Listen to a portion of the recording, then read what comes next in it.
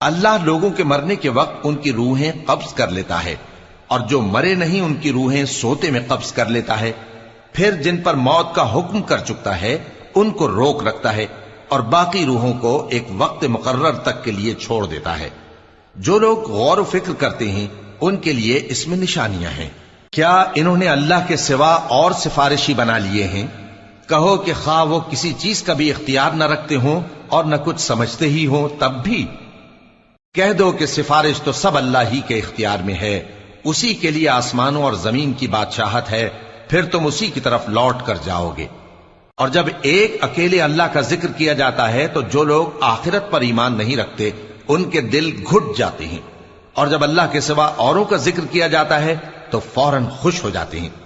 کہو کہ اے اللہ، اے آسمانوں اور زمین کے پیدا کرنے والے، پوشیدہ اور ظاہر کے جاننے والے، تو ہی اپنے بندوں میں ان باتوں